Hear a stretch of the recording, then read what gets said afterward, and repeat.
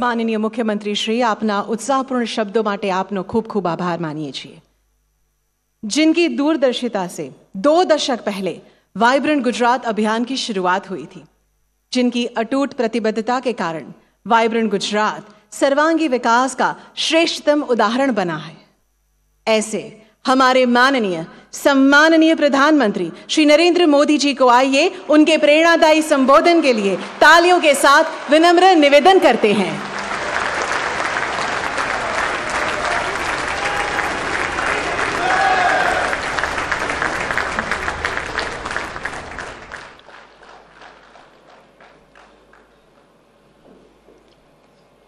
मंच पर विराजमान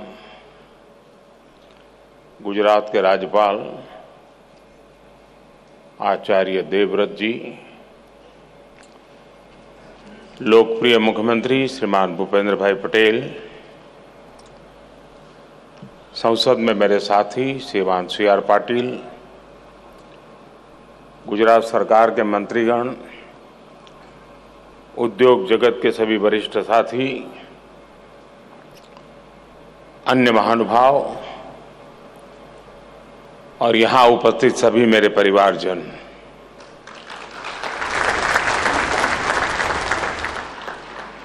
बीस साल पहले हमने एक छोटा सा बीज बोया था। आज वो इतना विशाल और बृहद वाइब्रेंट वटवृक्ष बन गया है।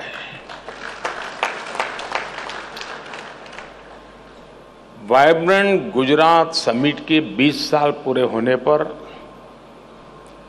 आज आपके बीच आकर मुझे बेहद खुशी हो रही है। मुझे याद है बरसों पहले मैंने एक बार कहा था, वाइब्रेंट गुजरात ये सिर्फ ब्रांडिंग का आयोजन भर नहीं है, बल्कि इससे बढ़कर बॉन्डिंग का आयोजन है। दुनिया के लिए ये सफल समिट एक ब्रांड हो सकती है, लेकिन मेरे लिए ये एक मजबूत बॉन्ड का प्रतीक है। ये वो बॉन्ड है जो मेरे और गुजरात के 7 करोड़ नागरिकों से, उनके सामर्थ्य से जुड़ा हुआ है। ये वो बॉन्ड है जो मेरे लिए उनके असीम स्नेह पर आधारित है। साथियों, आज मुझे स्वामी विवेकानंद जी की भी एक बात याद आ रही है। स्वामी विवेकानंद जी ने कहा था कि हर काम को 3 चरणों से गुजरना पड़ता है। पहले लोग उसका उपहास उड़ाते हैं, फिर उसका विरोध करते हैं और फिर उसे स्वीकार कर लेते हैं। और खासकर तब जब वो आइडिया उस समय से आगे का हो। 20 वर्ष एक लंबा कालखंड होता है।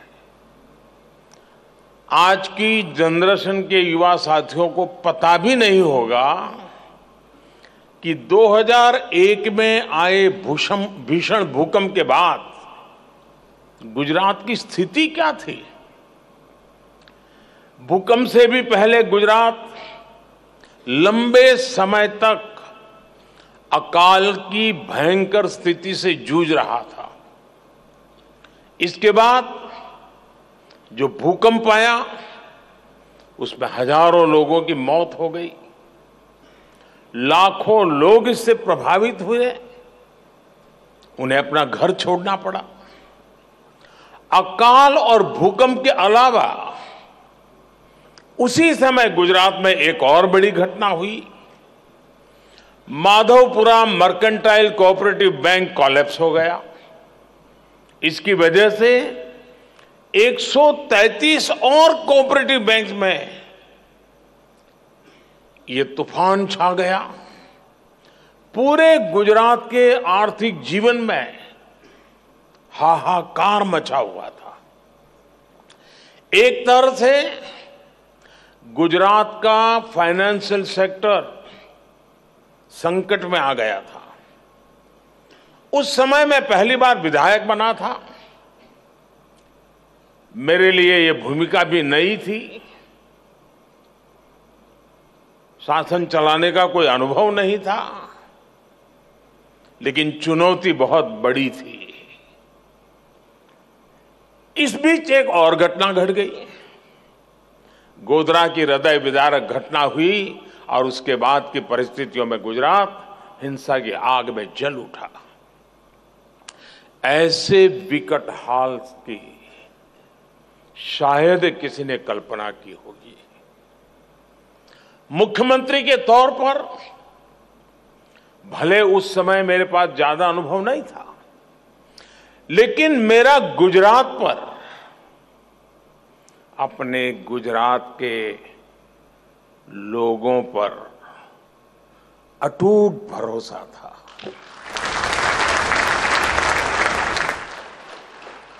हालांकि जो लोग एजेंडा लेकर चलते हैं वो उस समय भी घटनाओं का अपने तरीके से एनालिसिस करने में जुटे हुए थे। ये कहा गया कि गुजरात से युवा, गुजरात से उद्योग, गुजरात से व्यापारी सब बाहर चले जाएंगे, पलायन कर जाएंगे और गुजरात तो ऐसा बर्बाद होगा, ऐसा बर्बाद होगा कि देश के लिए बहुत बड़ा बोझ बन जाएगा। दुनिया में गुजरात को बदनाम करने की साजिश रची गई।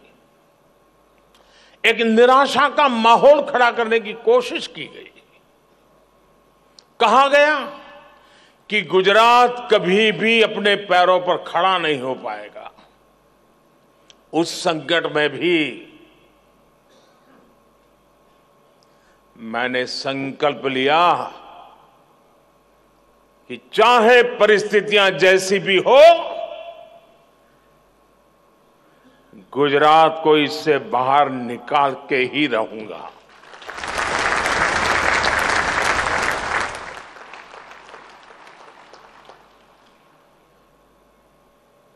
हम गुजरात के पुनर्निर्माण ही नहीं, बल्कि उसकी आगे की भी सोच रहे थे। और इसका एक प्रमुख माध्यम हमने बनाया वाइब्रेंट गुजरात समिट को। एक गुजरात का आत्मविश्वास बढ़ाने और उसके जरिए विश्व से आंख मिलाकर बात करने का ये माध्यम बन गया। ये गुजरात सरकार की निर्णय प्रक्रिया और फोकस अप्रोच को पूरी दुनिया को दिखाने का एक माध्यम बना। ये गुजरात सहित भारत की औद्योगिक क्षमता को विश्व के समक्ष उजागर करने का माध्यम बना। ये भारत में मौजूद अलग अलग सेक्टर्स की असीमित संभावनाओं को दिखाने का माध्यम बना। ये भारत के टैलेंट को देश के भीतर उपयोग करने का माध्यम बना। ये भारत की दिव्यता, भव्यता और सांस्कृतिक विरासत को विश्व को दिखाने का एक और माध्यम बन गया। हमने कितनी बारीकी से काम किया उसका उदाहरण वाइब्रेंट गुजरात की टाइमिंग भी है। हमने वाइब्रेंट गुजरात तब किया जब गुजरात में नवरात्रि और गरबे की धूम रहती है। हमने इसे गुजरात के औद्योगिक विकास का पर्व बना दिया। साथियों, आज मैं आप सभी को एक और बात याद दिलाना चाहता हूं। 20 साल हो रहे हैं। हर तरह की खट्टी मीठी बातें याद आना बहुत स्वाभाविक है। आज दुनिया वाइब्रेंट गुजरात की सफलता देख रही है। लेकिन वाइब्रेंट गुजरात का आयोजन ऐसे माहौल में किया गया जब तब की केंद्र सरकार भी गुजरात के विकास को लेकर बेरुखी दिखाती थी। मैंने हमेशा ही कहा है कि गुजरात के विकास से देश का विकास, लेकिन उस समय केंद्र सरकार चलाने वाले गुजरात के विकास को भी राजनीति से जोड़कर देखते थे। केंद्र सरकार के मंत्री तब वाइब्रेंट गुजरात समिट में आने से मना कर दिया करते थे। व्यक्तिगत रूप से तो मुझे बताते थे कि नहीं हम जरूर आएंगे, पता नहीं पीछे से डंडा चलता था, वो ना कर देते थे। सहयोग तो दूर की बात, वो रोड़े अटकाने में लगे रहते थे। विदेशी इन्वेस्टर्स को धमकाया जाता था कि गुजरात मत जाओ। इतना डराने के बाद भी विदेशी इन्वेस्टर्स गुजरात आए।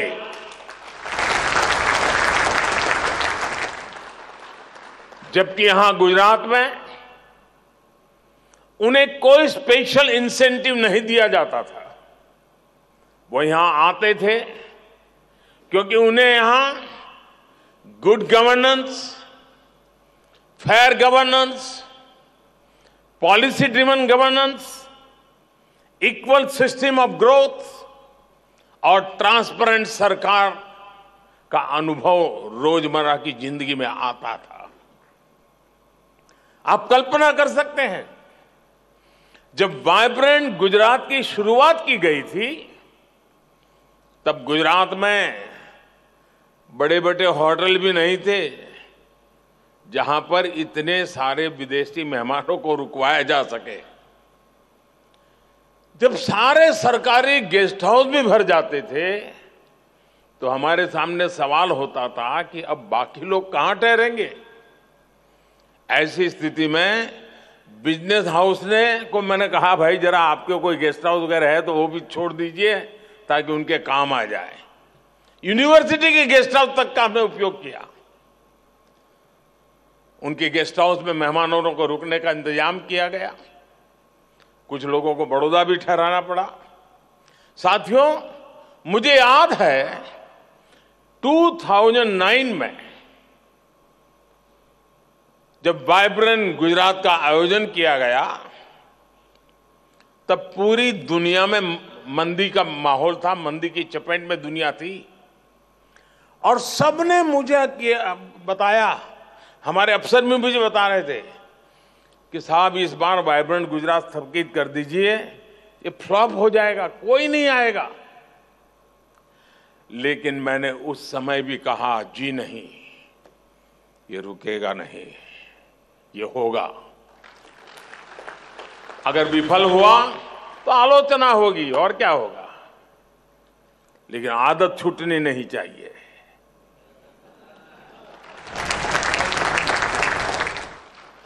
और तब भी वाइब्रेंट गुजरात समिट ने, पूरा विश्व मंदी के दौर में था, लेकिन 2009 के वाइब्रेंट समिट में सफलता का एक और नया अध्याय जुड़ गया। साथियों, वाइब्रेंट गुजरात की सफलता इसकी विकास यात्रा से भी समझी जा सकती है। 2003 में इस समिट से कुछ 100 पार्टिसिपेंट्स और डेलीगेट जुड़े थे। बहुत छोटा सा कार्यक्रम था। आज 40,000 से ज्यादा पार्टिसिपेंट्स और डेलीगेट्स इस समिट में हिस्सा लेने के लिए आना शुरू हुए हैं। 2003 में इस समिट में सिर्फ गिनती भर देशों का पार्टिसिपेशन था। आज 135 देश इसमें पार्टिसिपेट करते हैं। 2003 में इस समिट की शुरुआत में 30 के आसपास एग्जीबिटर्स आए थे। अब 2000 से अधिक एग्जीबिटर्स इस समिट में आते हैं। साथियों, वाइब्रेंट गुजरात की सफलता के पीछे कई स्पेसिफिक रीजन्स हैं। इसकी सफलता में आइडिया, इमेजिनेशन और इंप्लीमेंटेशन जैसे कोर एलिमेंट शामिल है।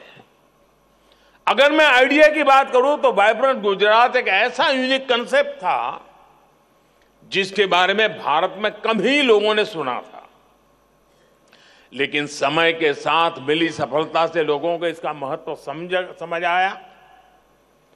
कुछ समय बाद दूसरे राज्यों ने भी अपनी तरह के बिजनेस एंड इन्वेस्टर समिट का आयोजन शुरू कर दिया। एक और अहम फैक्टर है इमेजिनेशन। हमने अलग तरह से सोचने का साहस दिखाया। हम उन दिनों प्रदेश के स्तर पर ही कुछ बहुत बड़ा सोच रहे थे, कुछ ऐसा जो देश के स्तर पर भी न हो पाया हो। हमने एक देश को अपना पार्टनर कंट्री बनाने का साहस दिखाया और डेवलप कंट्री को एक छोटा राज्य दुनिया के एक डेवलप कंट्री को पार्टनर कंट्री बना दे, ये सोच भी आज थोड़ा लगता है, उस समय जरा कल्पना कीजिए क्या हुआ होगा, लेकिन कर लिया। देश के किसी अकेले राज्य के लिए एक बहुत बड़ी बात थी। साथियों, आइडिया और इमेजिनेशन कितने भी अच्छे हो, लेकिन इनके लिए पूरे सिस्टम को मोबिलाइज करना और रिजल्ट्स डिलीवर करना बहुत महत्वपूर्ण है। एक ऐसा काम है जिसके लिए बड़ी प्लानिंग, कैपेसिटी बिल्डिंग में निवेश, हर डिटेल पर नजर और अथक परिश्रम की जरूरत होती है ताकि इस स्केल का आयोजन हो सके। मैंने पहले भी कहा है, सेम ऑफिसर्स, सेम रिसोर्सेज और सेम रेगुलेशंस के साथ हमने कुछ ऐसा किया जिसके बारे में कभी किसी ने सोचा नहीं था। साथियों, वाइब्रेंट गुजरात समिट की एक और पहचान नोट करने वाली है।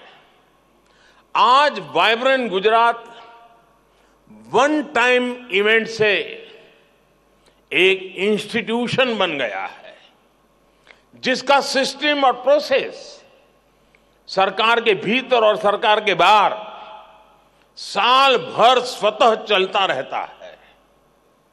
चीफ मिनिस्टर्स बदले, करीब करीब पुराने लीडिंग ऑफिसर तो सारे के सारे रिटायर्ड हो गए। जो 2001 में पहली बार गुजरात आए होंगे ऐसे अफसर आज गुजरात संभाल रहे हैं, सीनियर हो गए हैं। समय बदला, लेकिन एक चीज नहीं बदली। हर बार वाइब्रेंट गुजरात सफलता की नई ऊंचाई तक पहुंचता रहा। ऐसा इसलिए हुआ क्योंकि हमने प्रोसेस को संस्थागत बना दिया। इस सफलता की जो कंसिस्टेंसी है, उसके लिए यही ताकत इसका आधार है। और इसके लिए इंफ्रास्ट्रक्चर पर भी वैसे ही बल दिया। कहां कभी टागोर हॉल में कार्यक्रम होता था, फिर कभी यहां साइंस सिटी में ही तंबू लगा करके कार्यक्रम किया था, और आज महात्मा मंदिर बन गया।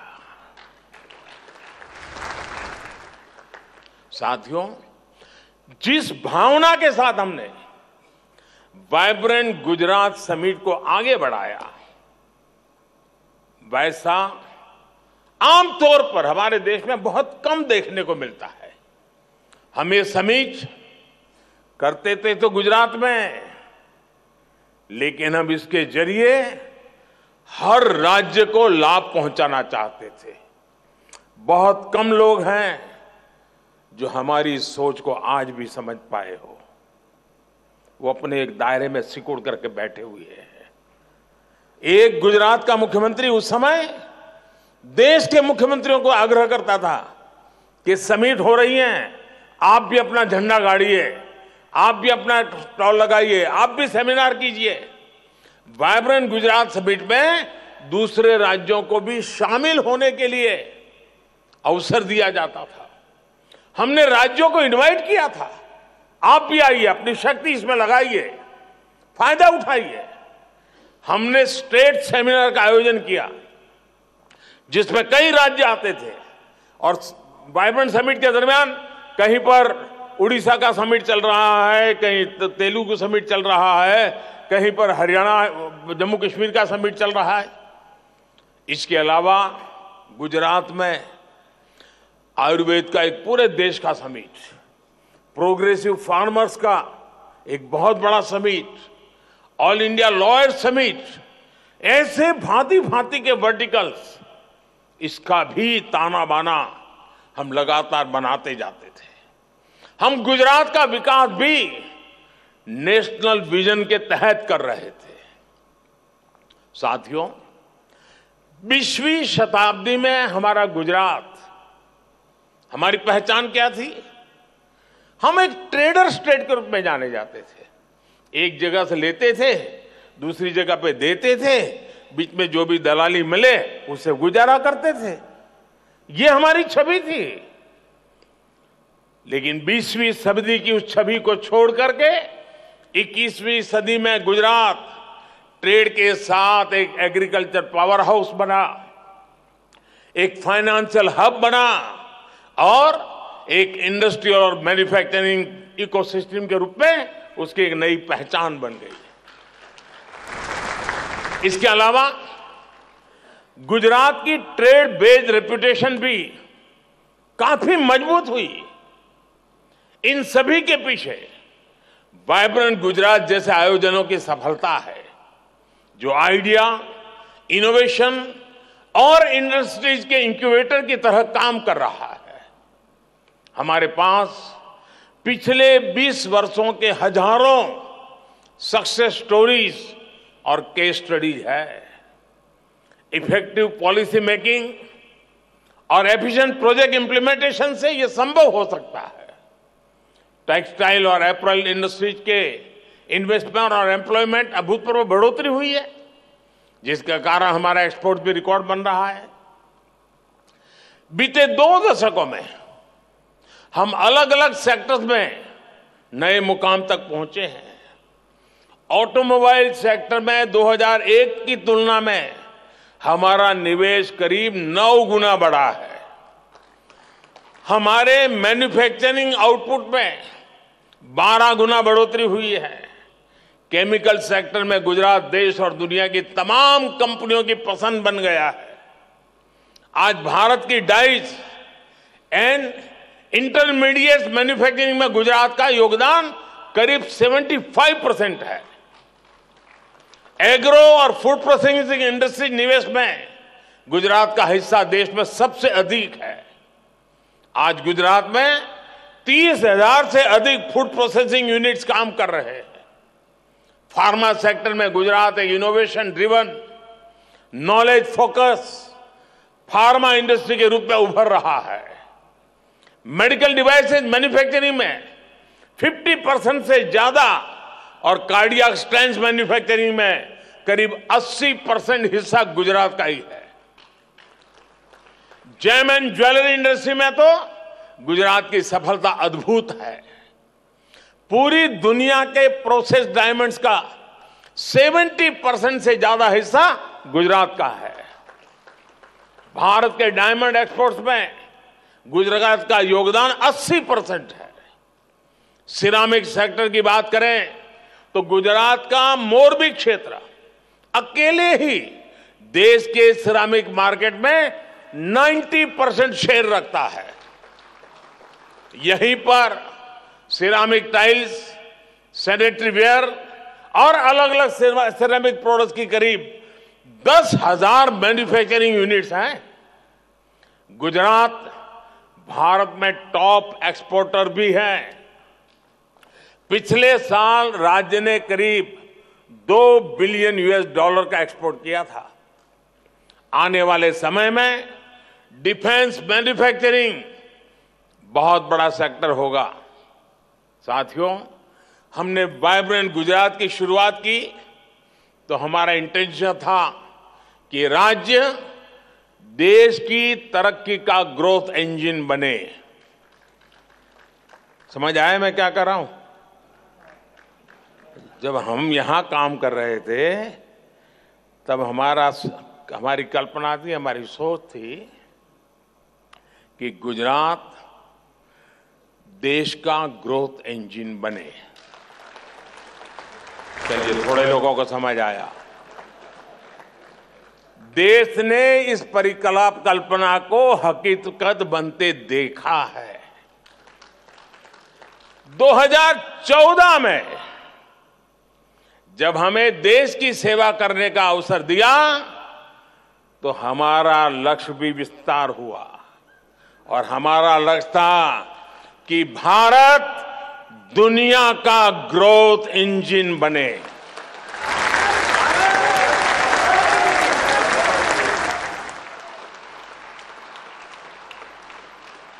आज अंतर्राष्ट्रीय एजेंसियां, एक्सपर्ट्स इसी सूर में बात कर रहे हैं। आज भारत दुनिया की सबसे तेजी से बढ़ रही अर्थव्यवस्था है। अब हम एक ऐसे मोड़ पर खड़े हैं जहां Bharat global economic power house बनने जा रहा है। अब भारत को दुनिया की, और ये मेरी आपको भी गारंटी है, आप अपनी आंखों के सामने देखेंगे कुछ ही वर्षों में भारत दुनिया की टॉप 3 इकोनॉमी में होगा।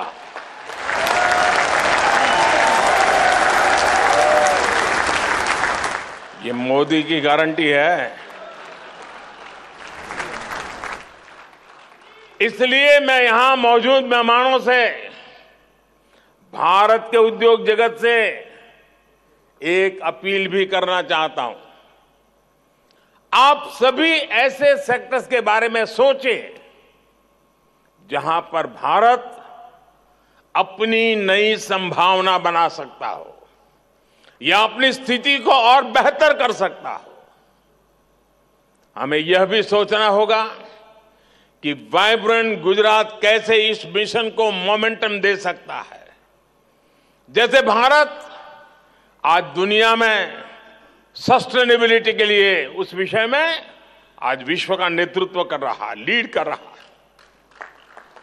हमारे स्टार्टअप इकोसिस्टम को कैसे इस समिट से ज्यादा लाभ मिले, हमें यह भी सोचना होगा। आज एग्रीटेक एक उभरता हुआ क्षेत्र है। फूड प्रोसेसिंग सेक्टर को तेजी से विस्तार हो रहा है। श्री अन्न के बढ़ते उपयोग से हमारा जो मिलेट्स है वो आज दुनिया के बड़े बड़े भोजन समारोह में डाइनिंग टेबल पर उसकी जगह बन गई है। श्री अन्न के उपयोग से नए अवसर तैयार हो रहे हैं।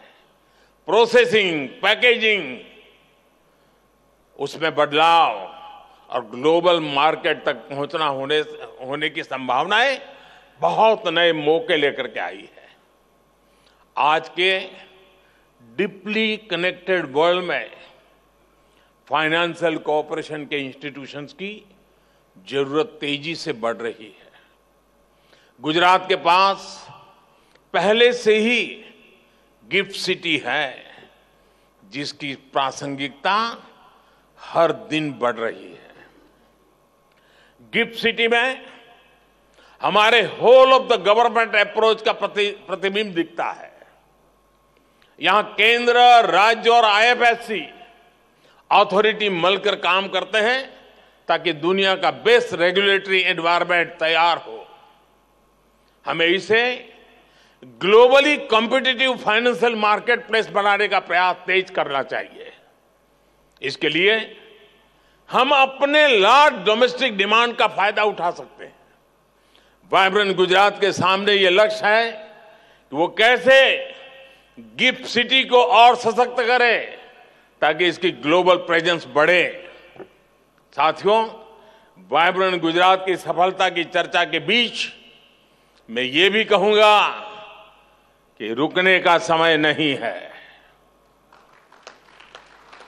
पिछले 20 वर्षों से अगले 20 वर्ष ज्यादा महत्वपूर्ण है। जब वाइब्रेंट गुजरात के 40 साल पूरे होंगे, वो भारत अपने स्वतंत्रता के शताब्दी वर्ष के निकट पहुंचा होगा। यही समय है जब भारत को एक ऐसा रोड मैप बनाना होगा जो उसे 2047 तक एक विकसित और आत्मनिर्भर भारत, आत्मनिर्भर राष्ट्र के रूप में हम उसको दुनिया के सामने प्रस्थापित करें। मुझे विश्वास है आप सभी भी इसी दिशा में जरूर कदम उठाएंगे, जरूर आगे आएंगे। अभी वाइब्रेंट समिट तो जनवरी में होने वाली है। राज्य सरकार और यहां के उद्योग जगत के साथी पूरी ताकत से लगे ही भी होंगे, लेकिन मेरे लिए खुशी की बात है कि आज जब आपने मुझे बुलाया तो मैं भी 20 साल छोटा हो गया और पुरानी उस यादों में खो गया। उस भयंकर दिवसों से गुजरात को कैसे निकाला है और आज कहां पहुंचा है।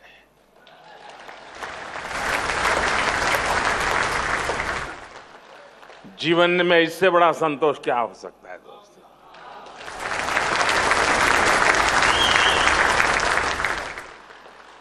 मैं फिर एक बार इस 20 साल को याद करने के लिए गुजरात सरकार को बहुत बहुत बधाई देता हूं।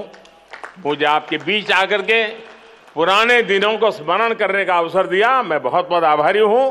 बहुत बहुत धन्यवाद।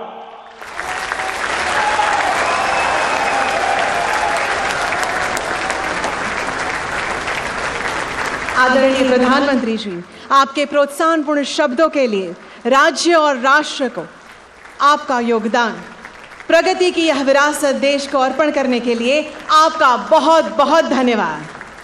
आइए एक बार फिर माननीय प्रधानमंत्री जी को उनकी मानक उपस्थिति के लिए बहुत बहुत तालियों से धन्यवाद कहते हैं और फिर से गुजरात की भूमि पर पधारने के लिए निमंत्रण